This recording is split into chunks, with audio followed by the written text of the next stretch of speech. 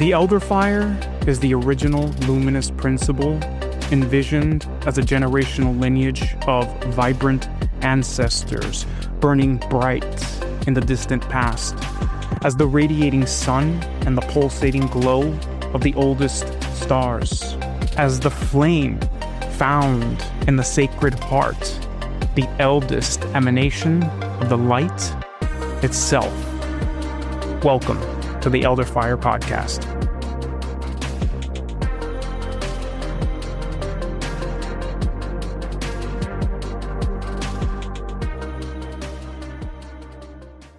Hello there. I want to thank you for taking some time to actually listen to this podcast. In a world where people are always searching for short-form information and sound bites, taking time to actually listen to a podcast like this is a little bit of an effort, and I recognize that, and I hope that it pays for the attention that you give it in spades. With that said, I wanted to talk a little bit about the context of this particular podcast, and just to share with you that in a lot of ways it is a mythos. It is a set of contemporary metaphors drawing on ancient wisdom that can help us better align with our particular calling and our soul's medicine in today's world. Meaning that when you listen to it, I want to encourage you to lean into the metaphorical aspects of it and to not let your rational mind try to pick apart the specifics, because if you do that, it just won't be as useful to you and or as capable of creating a deep shift, which is the point of these podcasts, to be a transformative process just in the listening of them, so that as you go forward into your life, something else that is perhaps a little bit broader or different or greater emerges from that. So this podcast has a focus on what I call the marketplace, and also in our ability to give gifts that come from our soul to the marketplace. The marketplace here has a dual meaning, and you'll get that as the podcast progresses. The dual meaning, which I feel is helpful to actually point out before we begin, is both the marketplace as the world of matter itself, which will make more sense as you get into it, but also the marketplace in terms of the domain in which we give our gifts. And I know a lot of people listening to this these days have side projects or what we call side hustles, or are trying to grow a business, or are really trying to do soul level work in some context or another. And that's what I mean by the marketplace. So simultaneously, we have this dual metaphor of the marketplace as the world of matter itself, this place of physicality that the soul enters into, but also the domain in which we share our soul level gifts with others, regardless of whether we're charging for that or not. And the last thing before we go ahead and begin is the shameless plug, of course, which is customary. And I wanted to invite you to join my Substack, Eating Ancient Virtue. If you don't know, Substack is an email-based platform, as well as a social media network, which I personally don't really use that much at this point. But if you go there and you sign up, you'll get notifications for when these podcasts are released, and also access to the other free things that I do. There is a free version and a paid version. The paid version is as little as $7 a month and gives you access to a variety of awesome premium materials that have to do with the overall ethos of eating ancient virtue, which is taking in the past in order to nourish the future. But even if you don't do the paid version, it's supportive to me and also lets you stay in contact with what I do just to sign up for the free version and receive the emails that I let out. So with that said, I leave you to this podcast, and I hope that it touches you and helps you contact your calling and inspires you to cultivate more of your soul's medicine.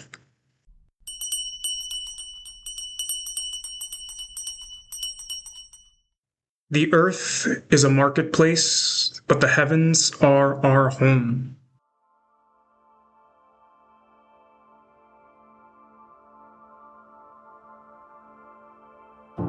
To concoct medicine in the spirit realm provides the antidote to earthly ills. From William Douglas Horton in his book, I Ching Talismans. One of the oldest notions of which I am aware is that the material world that so lovingly holds us in our lived experience, although both miraculous and terrible, is not primary. Said another way, the physical universe as we know it is but a subset of something else, an extension or reflection of a greater reality. This implies that totality is more like a great tree, and physicality but a mere branch, or maybe even just one little leaf. What this means is that the richness we experience with the five senses, although vast, is also extremely limited. The light we see with our eyes is not all the light. The sound we hear with our ears is not all the sound. The sensation we feel with our skin is not all there is to feel. This age-old notion is difficult for many modern people to swallow. As a society, we cannot accept the idea that the visible world can actually rob you of vision. Modernity upholds the primacy of physicality above all else. Matter is the only thing that matters, and if it cannot be collectively apprehended by the five senses, measured with modern methods, or recorded with scientific instruments, then it likely doesn't exist, or so we are led to believe. This implies something important of knowing, authority, and meaning.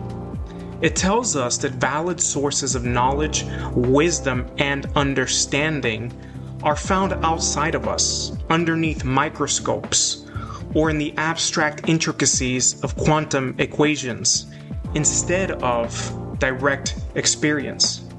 Perpetually, we displace that which isn't right in front of our face. Our cultural focus, technologies, and psychic anchor points attach to the material. This has occurred alongside a drastic narrowing of awareness. Modern humans love to imagine that they are more aware than those of previous generations, but this is extremely debatable and a matter of perspective. Our ancestors as individual people and societies were attuned to a much broader reality than we are today.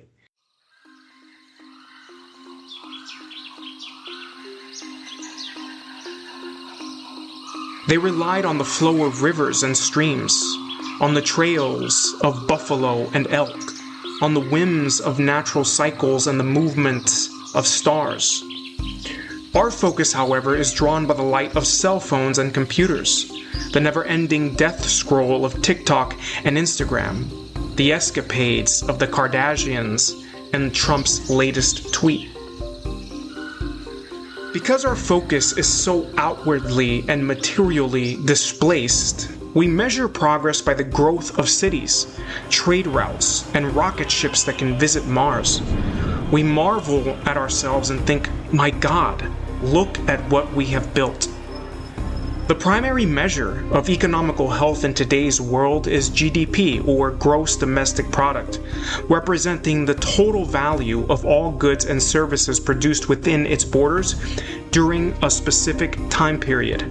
Said another way, it focuses on the total volume and bulk of what's produced, not so much the quality, its relationship to ecologies, or its impact upon the soul. Yet the ancestral notion of economy worked differently precisely because they had less outward material attachments than we do today.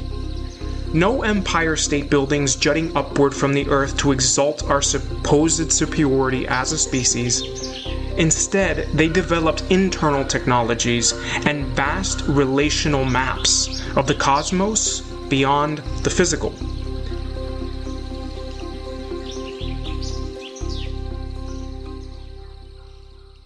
Because of this, our ancestors were also attuned to a greater dimensional reality than we are today, one which displaced humans as central figures. When our focus isn't perpetually anchored on outward growth, you begin to wonder what's behind the veil. This is a part of why a cornucopia of vivid metaphysical maps color the perception of the ancient world.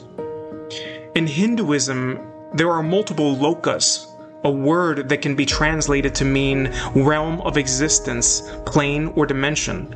The Kabbalah has its tree of life and 10 seraphim, each representing a different world. Taoism envisions a basic division of earth, nature, and multiple heavens, existing within a series of energetic gradients that move from the most dense to the most subtle, beginning and ending in the Tao, or God. In Norse mythology, the cosmos is conceived as 9 distinct worlds interconnected by a central axis, the giant ash tree Yggdrasil. Many Native American cosmologies also speak of an upper, middle, and lower world, once again interconnected by a pillar, pole, or great tree. Of note is that in all of these cultures, it was understood that all of these realms were inhabited by a vast and diverse population of beings who are and have been interacting with us for eons.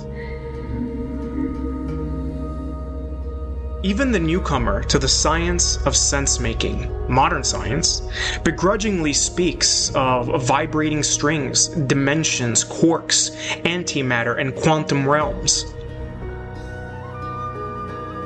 Nonetheless, if all of this is taken together, it would seem to be that the matter world is not the only one that matters. In fact, in many ancient cultures, it was considered a matter of course that the course our world followed was deeply influenced by the invisible forces inhabiting other planes of existence. According to these maps of reality, we live in a multiverse of interconnected and interrelated dimensions that affect and bleed into one another to a greater or lesser degree.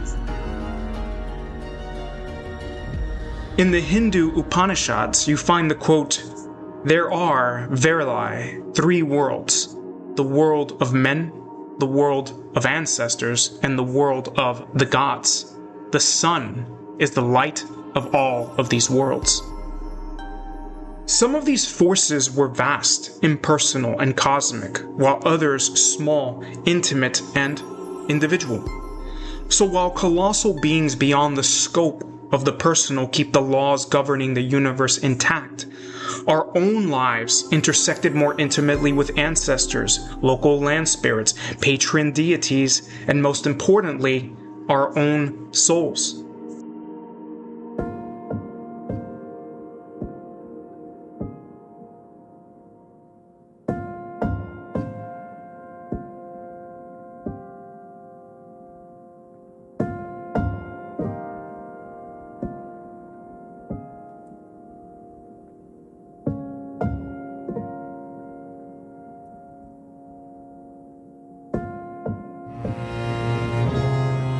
In this understanding, the physical universe is akin to the surface of a pond that is surrounded by blowing winds, the warmth of the sun, the glow of the moon, the living creatures lurking in its depths.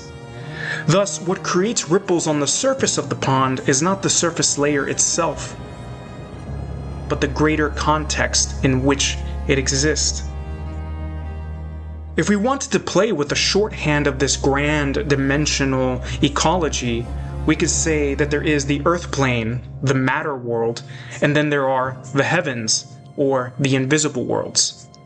The saying, "the earth is a marketplace, but heaven is our home," comes from the Yoruba culture of Nigeria, who are stewards of one of the great spiritual canons seated upon the earth, the Ifa and Orisha tradition.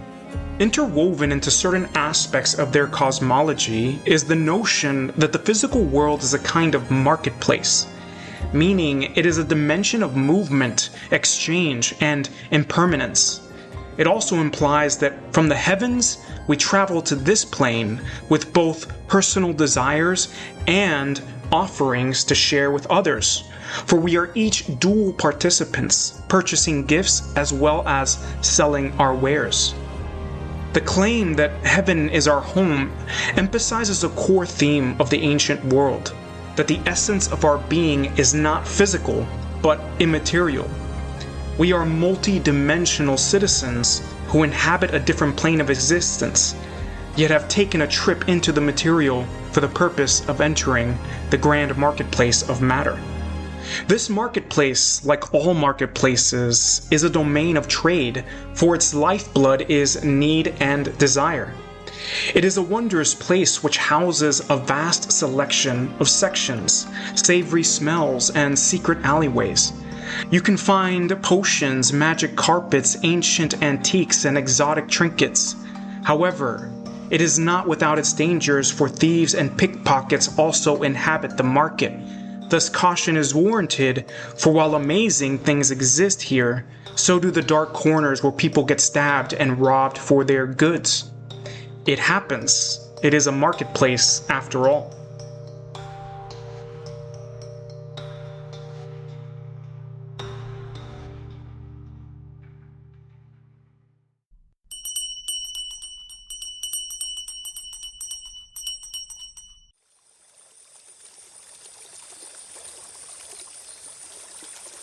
In my previous podcast, AI as Soul Reaper and the Death of the Modern Artist, I spoke about soul medicine, an all-important topic for anyone who feels a deep calling and desire to give their authentic gifts in this, the 21st century. For your gifts, talents, and innate abilities are like flowers bursting out of the magic of your soul medicine.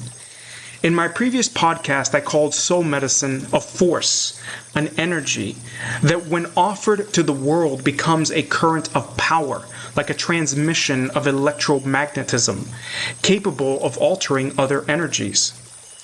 The known universe, including the non-physical, seems to be accurately characterized as a symphony of syncretic energies.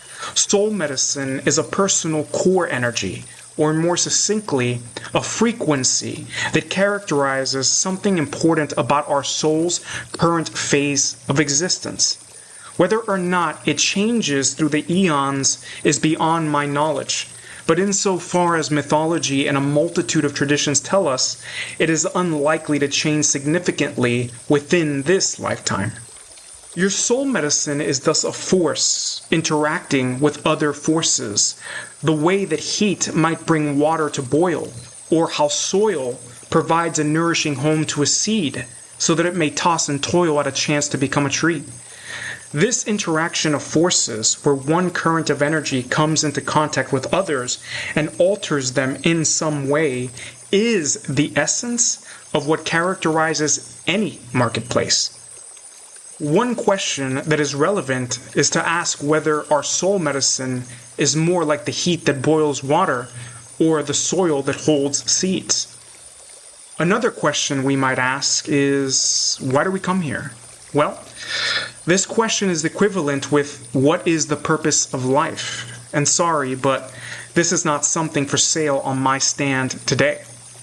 What I can say is that many of the great spiritual traditions that have survived into modern times believe that our souls exist in constant evolutionary flux, moving through long alchemical cycles in ongoing phases of death and rebirth. Clearly, the allure of the material world calls to some souls like a moth to a fire.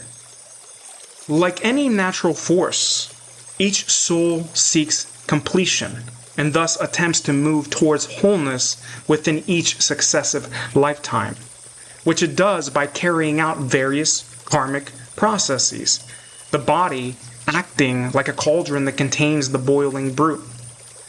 If Earth, or the matter plane, is actually something akin to a grand marketplace, with souls perpetually moving in and out of it in order to give and receive medicine, then it means that we come to this world with desires to fulfill and gifts to distribute. In the act of doing so, we somehow fulfill the deeper purpose of our life, whatever that may be.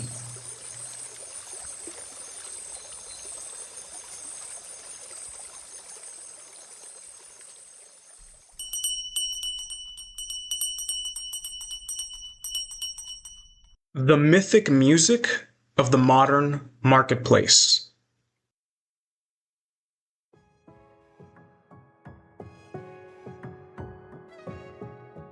It is likely the case for most of us that the person we see in the mirror as we prepare for the day, the one who walks the corridors of the marketplace, is not the soul. Meaning that a gap of some kind exists between our ego self and soul self. The great teachers, mystics, Buddhas, shamans, and avatars are those who significantly closed that gap and were capable of embodying more of their soul than most. It is the goal of more traditions that can be counted to deeply align the activities of you, the earthling, with the greater agenda of the soul who comes from the heavens. The soul is more like the undertow, and the ego the wave on the surface. But resistance abounds. The egoic self often refuses, denies, and hides from those quivering whispers that echo from deep within to live life differently. The soul often drags the ego along like a screaming child. We hear the calling and ignore it, all the while struggling from the womb to the grave with disappointments, frustration, and unlived expectations. The ego cries out, "Why me?" Or conversely, "Why not me?" While life has many dilemmas and potential pitfalls, perhaps one of the greatest sources of discord is that the ego thinks it is an island and runs the show. The ego is deeply attached to ideas of gain and loss. Thus, we can only focus on the cost we pay, but not the gifts that we receive or the offerings we carry in our hearts. It is one of the great paradoxes of life that to enter the marketplace is to forget why we came here in the first place. As Michael Meade says in Fate and Destiny, the Two Agreements of the Soul, each soul lives on the verge of remembering the forgotten agreement and original dream that it carries. Yet each moment can be another point when the dream of life becomes lost again. Each meaningful step we take on the path of life involves some tension between the needs of the common world and the dreams of the soul.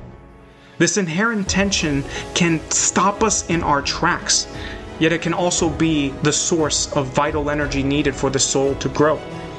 Each time we remember a piece of why we came to life, we pull the seeds of eternity farther into the world of time.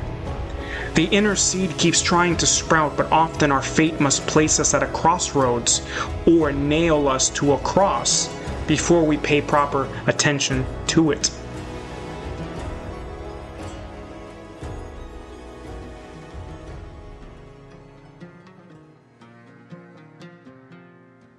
The egoic self often resists the nature of the soul who orientates very differently than it, because while the earthling must contend with the daily minutiae, the soul lives in the realm of myths, dreams, archetypes, ancestral spirits, and gods. Not only this, but it is often willing to place the ego under intense pressure so that it may forge something truly beautiful. We have all had the experience of undergoing extreme challenges, being pushed past the point we feel is fair or even possible, all the while lamenting the cruelty of our fate. Yet, when we emerge and later reflect on the experience, we come to know it as a blessing. This can often characterize the soul's touch, for the soul is the big self who orientates on the big picture and is less concerned with the ego's sense of gain and loss. As James Hillman says, "Follow the lead of your symptoms, for there's usually a myth in the mess, and a mess is an expression of soul.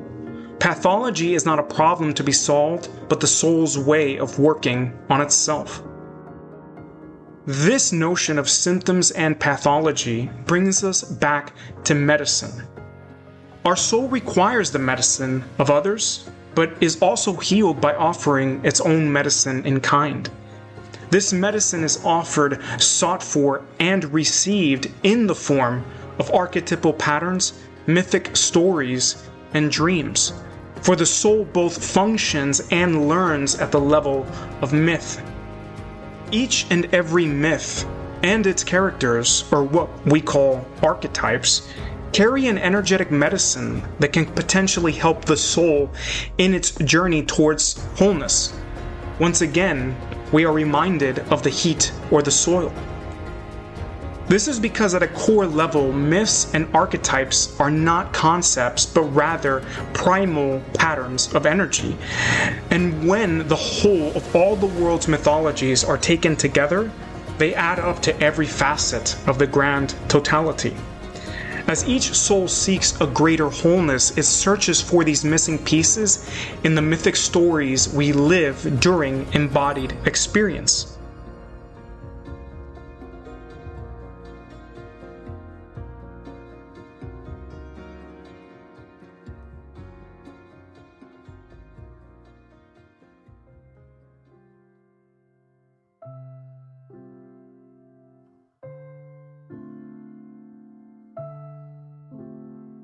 Consider that the mother archetype truly expresses itself in the actual felt experience of a long, pregnant gestation that weaves together an infant, in uncomfortable, swollen bellies and the morning sickness, in the earth-shattering pain of labor and the many months of sleepless nights where hungry babies repeatedly latch on to sore nipples, in the unconditional love that tirelessly nurtures need, in the joy of seeing her offspring grow, and in the protective instinct of a mama bear ready to utterly devastate whatever poses a threat to her cub.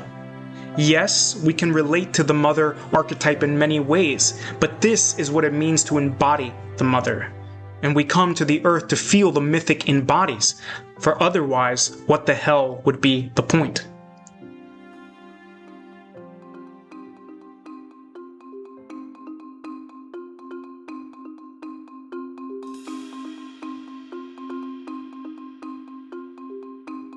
The same could be said about all archetypes. So for that matter, it does not matter whether it is the sage, the trickster, the lover, the innocent, the explorer, the ruler, the magician, the rebel, the caregiver, or the seeker. All of these are but characters carrying an underlying energetic structure, and to embody them is to live them all the way out. Each expresses certain behaviors and exists within a specific emotional, feeling-based ecology that drives those behaviors. Thus, each of us is potentially living out tragedies, comedies, dramas, teaching stories, heroic tales, and/or historic plays. We all play characters that rise and fall away the way an actor steps on and off a stage. However, and one of the more important aspects of this podcast to grasp is this. If we observe with a keen eye and an open heart, we can each notice an underlying arc held within the gifts we were born with and how the challenges of our life have prepared us to use them. Doing this reveals our deep story and what we might call the soul's myth, and with it, the primary characters we were born to play. The story of our life, both in its actual factual events and the narrative arc that we personally weave out of them, are simultaneously personal myths and the expressions of transpersonal archetypal forces. Once we understand this, we get closer to the kind of medicine a soul deals in.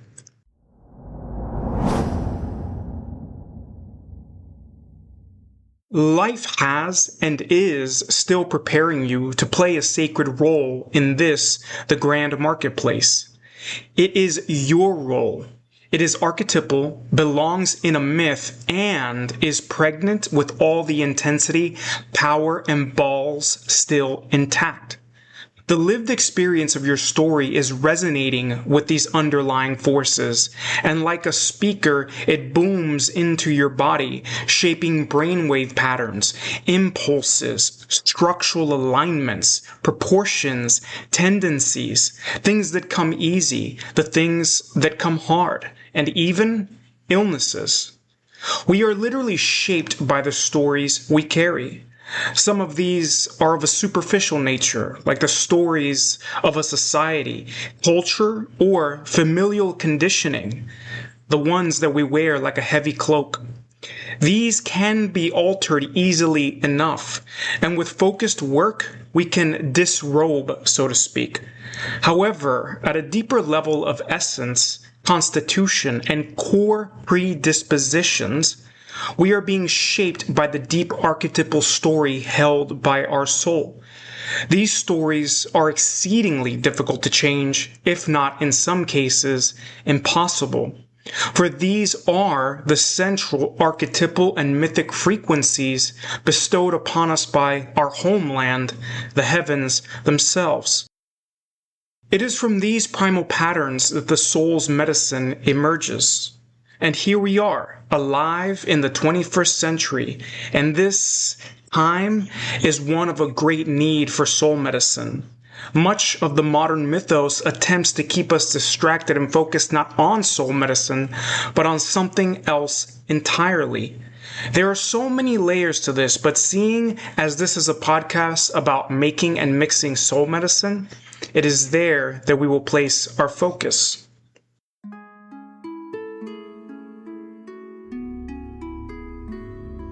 The last few thousand years has seen and felt a distinct shift in the ecology of the marketplace.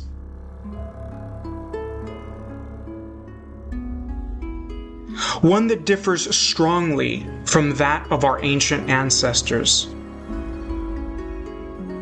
Entire sections have been lost to devastating fires. The culture of trade has become ruthless, and the quality of the work done by the average artisan has progressively become lesser. Not only this, but what's being offered is often the result of what's being sought. Supply and demand, baby. The marketplace is like a symphony, a composition of agreements that allow for the great orchestration of exchange to occur. Embodied souls hustle and bustle, and this constant movement generates and is also the result of a collective soundscape. At a deeper level, the soundscape is the marketplace. It is full of the droning sounds of dreams, stories, desires, negotiations, bargains made and struck, but also the sounds of soul medicine or the voids left behind by its absence.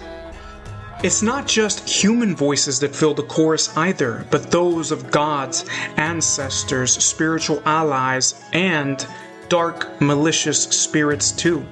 And yes, the mountains, oceans, animals, and plants as well. All of it sings together.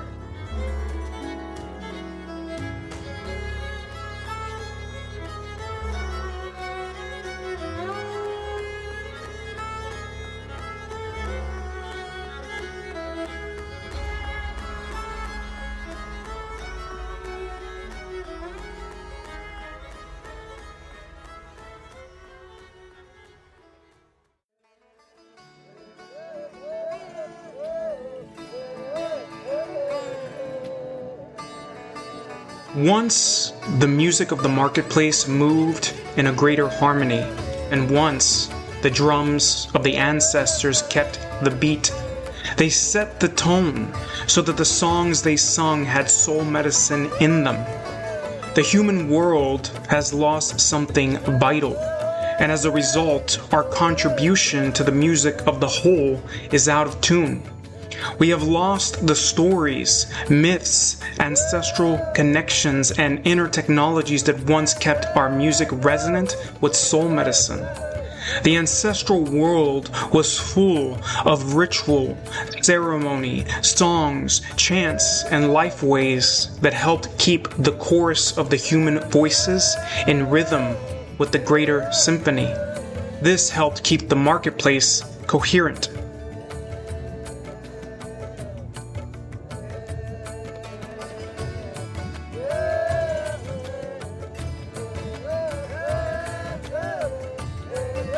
Additionally, it used to be the case that something without soul medicine was simply not worth getting. It was the skillful application of soulful power that was most sought after.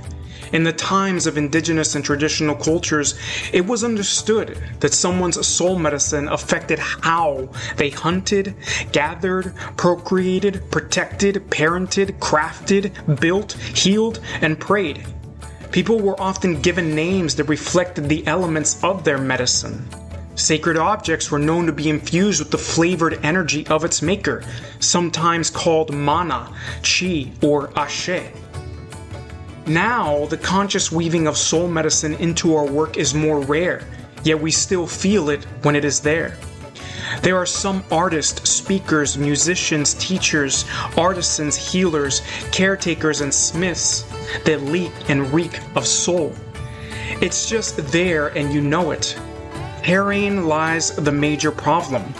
The ecology of the marketplace is not as inherently conducive to soul medicine, but still values it greatly.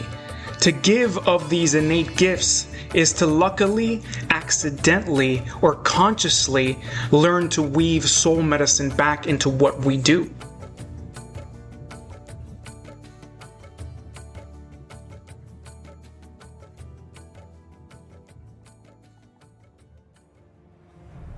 Yet today, the marketplace is both literally and metaphorically inundated by conmen, charlatans, and those that sell snake oil.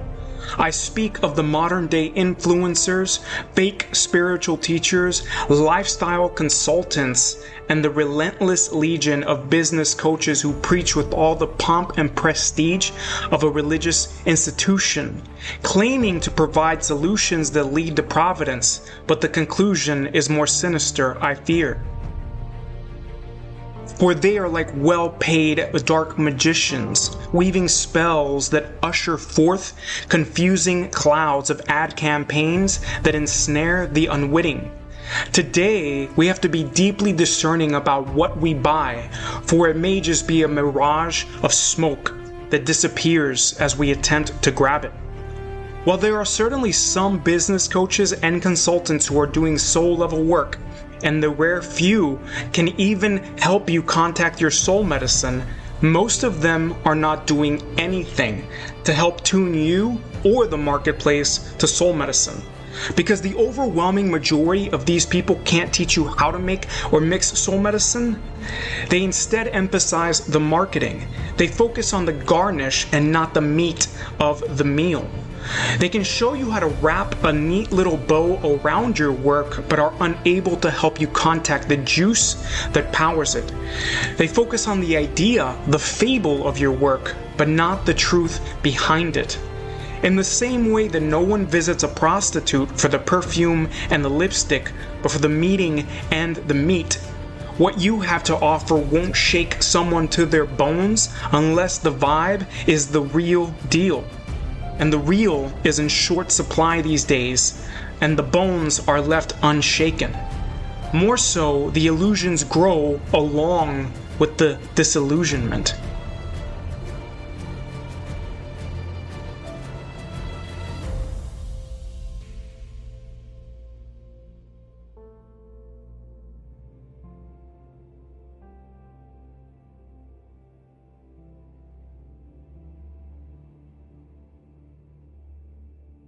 If not the legion of marketers and coaches, we have the universities, certificate programs, and a never-ending assortment of trainings that present discrete skill sets as the real stuff.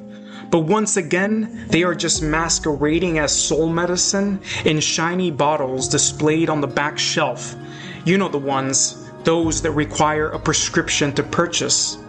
Don't get me wrong, training is deeply important, but at their best they can help you refine the external aspects of a craft, and at worst they can train us out of an inherent mastery that's just waiting to be discovered.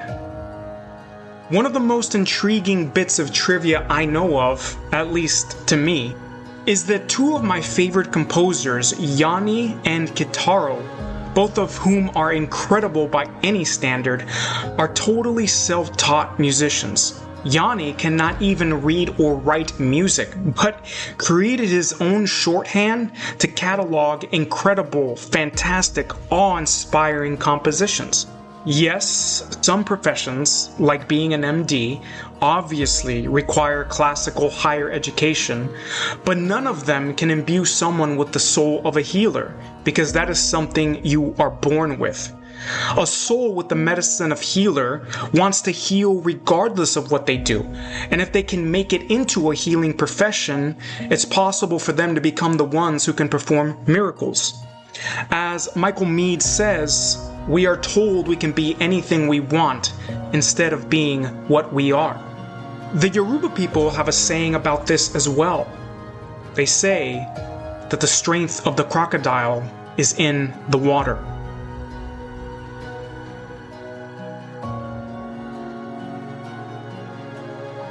A prominent modernity message is that we can do anything we want, which is patently false. No matter how hard I try, I could never become an Olympic athlete, nor an award-winning opera singer. I would probably die out on the track from sheer exhaustion before approaching record numbers, or would have a better chance of my throat exploding before I made glass crack with a high note. We simply can't do whatever we want.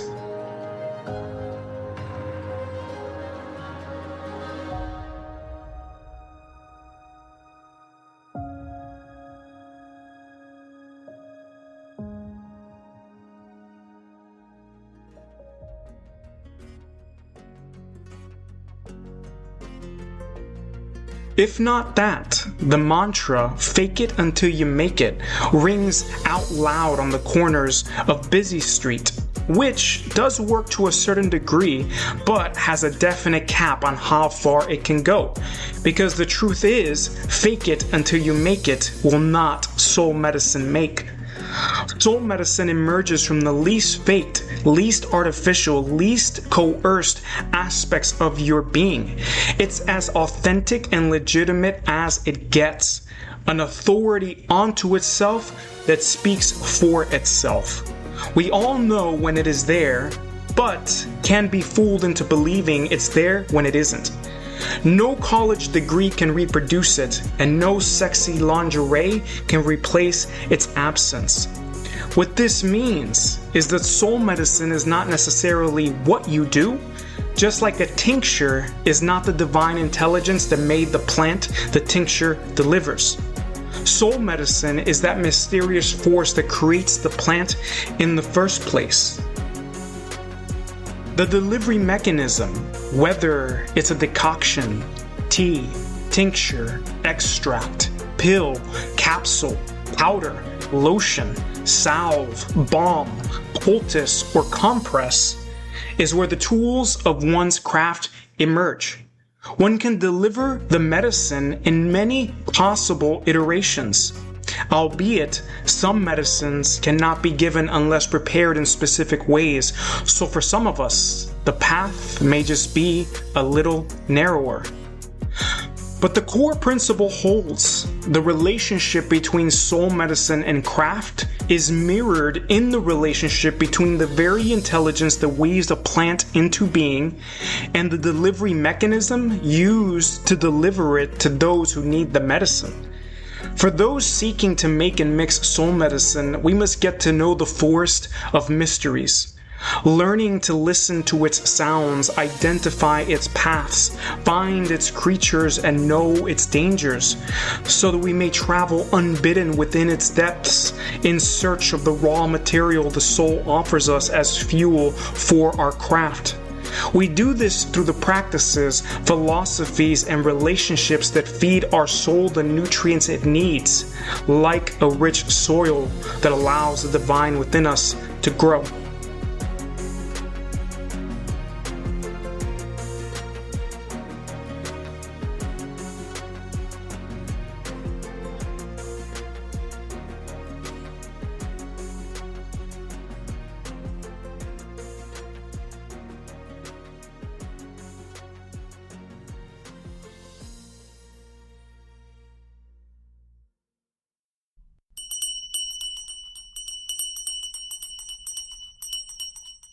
Authentic authority and the folding of steel. By now, I trust it's evident that what I refer to as soul medicine in this podcast is not the same as craft. Soul medicine is a divine juice that flows in from a heavenly source, but the craft is the mixing of this numinous sap into the work we do. Tapping the root of soul medicine urges us toward the essence preceded within us by our heavenly home. But craft requires us to fully embrace the marketplace, put down a tabletop, and open up shop.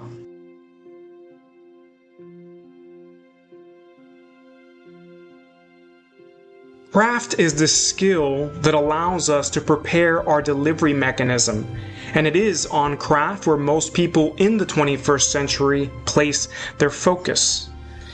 The truth of it is that the ability to synchronize soul medicine and craft is not always feasible. While soul medicine can be exceedingly versatile, often finding a way to seep into our life somehow, whether through work, daily interactions, innate predispositions, or even the atmosphere we create around us, some medicines do not mix well with some crafts.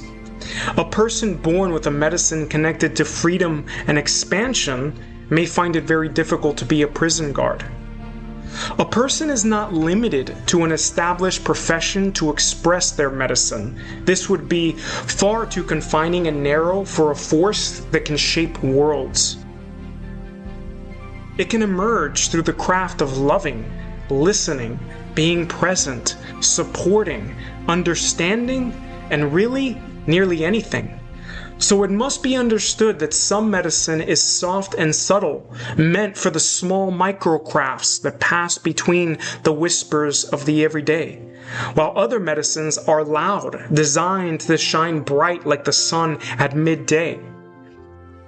There are as many flavors of the medicine as there are souls.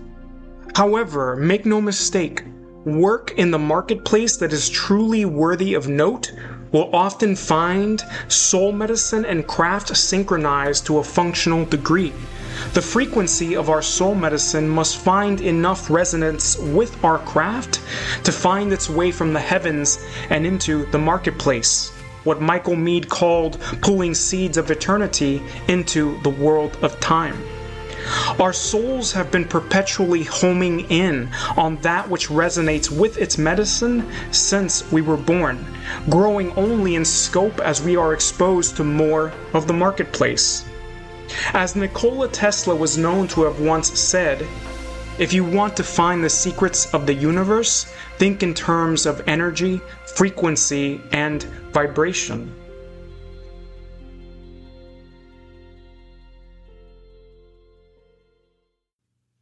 An obvious example is the child who salivates over Lego blocks and broken clocks, growing up to become an engineer, or the one who always loved baseballs, eventually turning pro and going on to play for the Red Sox.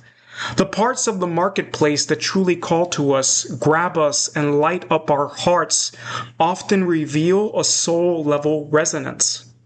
What is it that lights up your heart? Those activities and topics that perpetually pull you into them. These provide a trail in the forest of mysteries where we might find aspects of the medicine. For anyone who wants to deeply synchronize the medicine and the mixing into a functional current of power, the development of what I call authentic authority is a potential focus point. It's one of the truest hallmarks of conjoining the craft we offer in the marketplace with the juice that comes from the heavens.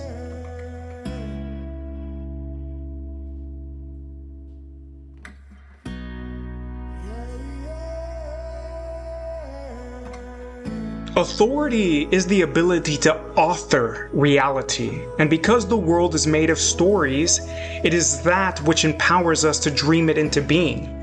Its partner word authentic comes from the Greek root authentikos, meaning original, genuine, or principle. To develop authentic authority is to cultivate one's original dreaming power, or the first prime principle power offered to you before birth. To study authentic authority in action, consider a mechanic. To one degree or another, they hold authority in the realm of machines. For at the most mundane and literal level possible, the machine aspects of the world respond to their touch. They can literally alter the flow of reality within this arena. They can author machines. If our car breaks down, leaving us feeling like we're in a nightmare, the skilled mechanic can enter into our experience, weave their magic, and then voila, the car again runs like a dream. Each of us can develop many different kinds of authority, but authentic authority is an altogether different kind of animal. We develop authentic authority when we develop a craft that's deeply resonant with and infused with soul medicine. It is here where you find the potential that at times leads to star athletes, miracle workers, rainmakers, geniuses, savants, and world changers. And I want to reiterate that these genius level events could happen in small ways, for you could be a miracle to a family member or a friend in need with an audience of only one. But I digress. While any mechanic who has worked at the level of craft develops some kind of authority with machines, those with authentic authority can at times just show up, and magically their very presence may cause the malfunction to simply vanish, poof, as if it never existed in the first place. Believe me, I have seen it happen more than once and was left perplexed. Perhaps they have a medicine related to how parts of something function together as a whole, and they deeply embody the archetype of the blacksmith. But regardless, their medicine and craft are so in tune, having practiced it so often, that the ability to repair broken machines is a field of energy that emanates off them. They literally bend reality with their authentic authority.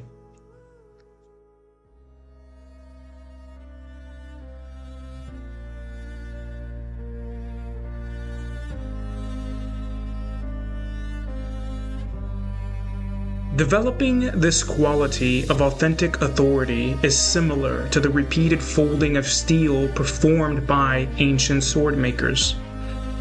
Folding steel is a method in which the steel is repeatedly heated, cut open, folded over on itself, and then hammered again and again, creating a layered blade that is extremely strong.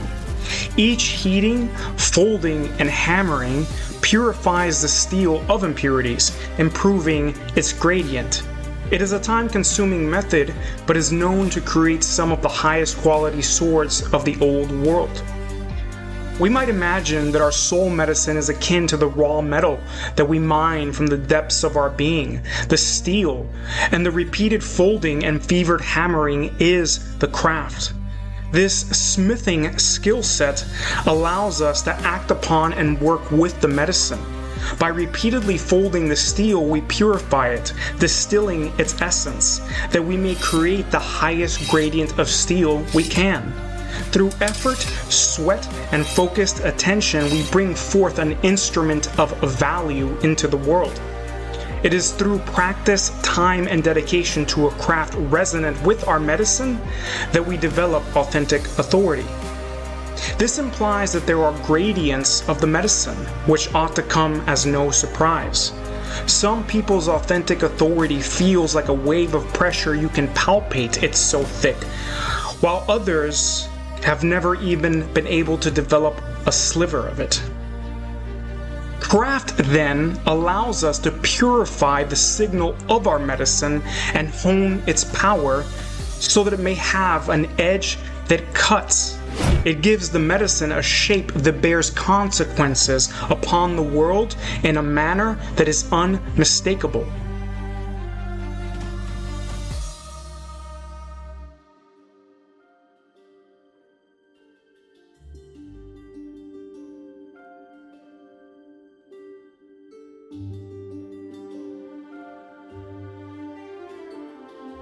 This folding of steel can occur in several ways. At times it emerges through the sheer effort of fixing thousands of cars, as in the case of our gifted mechanic. Other times there is just so much resonance between the medicine and the craft that one can just walk it out, as in the case of a prodigy. These are typically incidental, a matter of fate. However, it is possible to consciously cultivate authentic authority through a multi-layered process of finding the general flavor of the deep character and deep story of our life. The talents and gifts we were born with and the challenges our life, what Hillman called our symptoms, have perpetually asked us to cultivate. And of course, the elements of the marketplace that light up our hearts. Once we have those, we hone them through a craft resonant with them, potentially supporting the whole endeavor with a personal practice that enshrines the medicine and the mixing, meaning that we train ourselves and support ourselves through spiritual, mental, emotional, and physical work that amps our authentic authority. The act of consciously cultivating authentic authority is asking us to fuse together our personal path and our craft so that our medicine, the obstacles we face in life, our personal practices, and the offerings we give the marketplace become one. This creates a deep congruence in our being and gives our soul the ability to grow into the flesh and the flesh to grow into the soul. If we do this, it allows for the powers of the heavens to ground through us and enter into the world. Then, we become instruments of power, whose primary task is to facilitate a relationship between the realms, in some ways, to just get out of the way. This can be an intensive endeavor for some, but that's what the marketplace is for. And I leave you with the wise words of Michael Meade. I guess I'm going to start right out with ideas about calling, and the sense that it's more important at this time than at other times because the outside world is in such disarray and will continue to be that way, that there's a greater need for people to respond to their calling, because in the long run, the things that call to us tend to be beneficial not just for us, but for everyone. And so calling becomes a more important thing on the inside when the outside world is falling apart. Calling and vocation are part of the ancient sense of being born into an adventure of self-discovery that is aimed at awakening our greater inner consciousness and revealing our life purpose. What calls to us speaks to the personal myth that's already seated inside us. In other words, there's an inner story that's trying to unfold through the course of our life, and a key component of that unfolding is hearing and responding to the call, because in responding to the call, we align ourselves with the paths that are most meaningful to us, but can be the most beneficial for other people as well.